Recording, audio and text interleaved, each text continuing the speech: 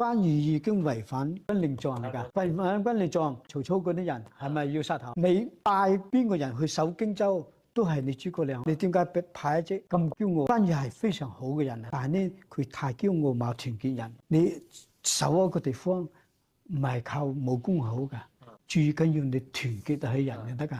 你派錯人就失咗荊州啦，派錯人去，你都有責任。咁聰明，點解你冇預測到劉備？劉備就咁講，我成日都跟諸葛亮打仗，次次都贏過。我打咗咁多仗，我都做一次主啦，俾人哋火燒連營咯。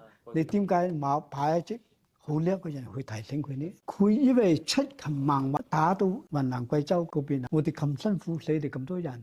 孟獲講我已經交俾你㗎啦，個契俾你咁辛苦打來，我哋點解冇派黨代表？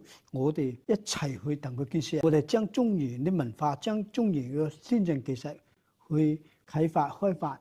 雲南貴州啊，我點解冇咁大一個地盤？我哋現在唔係去打中原個問題，最緊要係發展後方。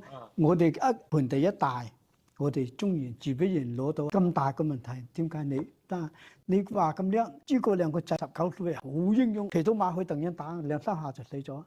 到最後啊，你邊一樣叻？真正諸葛亮叻就係做手勢就好叻，就做周瑜做手勢就真係好叻。當時赤壁之戰，諸葛亮係做周瑜嘅助手，輔助時就係一流水平啦。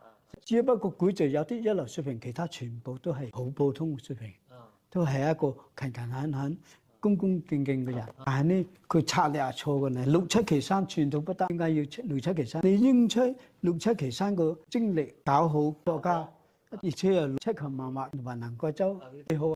你點解會犯呢咁嘅錯誤？當時唔係派關羽去，大家都評論。假如當時係派趙子龍，或者係派有姓馬嘅，馬都有五兄弟，最叻嘅啫，大佬最叻個。佢五兄弟好團結，如果一批佢做主，一定守得住荊州。佢就係第一選個，佢比趙子龍仲要好。趙子龍係頂好打啲，好負責任啫，但係比唔起佢五兄弟。五兄弟係當地人，而且五兄弟一合攏起身，佢五兄弟守荊州係最啱個。佢哋點解唔睇到？